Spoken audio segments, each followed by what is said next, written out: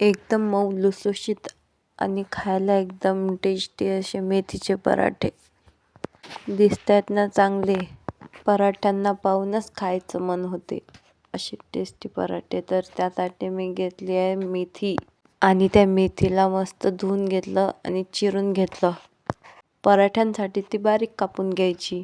मेथीला बारीक कापल्यावर ते मीठ हिशाची तयारी केली म्हणजे चटणीची. तर त्यासाठी घेतल्या मिरच्या, लसूण, सोप, धने, मीठ आणि कोथिंबीर याची मस्त जाडसर पेस्ट मिक्सरमधून काढून घेतली. आणि मग मी घेतलंय गव्हाचं पीठ, त्याला गाळून घेतलं आणि घेतलंय बेसन, त्याला पण मस्त गाळून घेतलं आणि त्यामध्ये टाकला थोडासा ओवा, हातामध्ये थोडासा असा चोळून टाकला आणि तीळ टाकले आणि मग मिक्सरमधून काढलेलं ते वाटण टाकलं.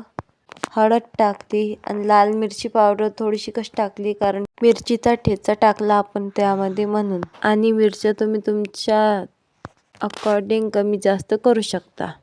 मला जेवढं तिखट पाहिजे, कमी तिखट पाहिजे तेवढं काही. आणि त्यामध्ये टाकलं तेल आणि त्या हातानं चांगलं पीठ चुरून घेतलं आणि त्यामध्ये मेथी टाकली. मेथी धुवून घेतली मी आणि मेथीला चांगलं चुरून घेतलं त्या पिठामध्ये आणि मग त्याचं पीठ मळून घेतलं आणि त्या कणकीला 15 मिनटं रेस्ट करायसाठी बाजूला ठेवून दिलं. आणि मग होती पराठे बनवायची बारी. तर घेतला उंडा, त्याला चांगलं चोळून घेतलं, त्याला पीठ लावलं, त्याची छोटीशी चाकी लाटून घेतली, त्याला तेल लावलं आणि त्याची मस्त असा पराठा लाटून घेतला. आणि तुम्ही अशा पद्धतीने जर का कधी पराठे बनवले तर तुम्हाला खरंच खूप जास्त आवडणार.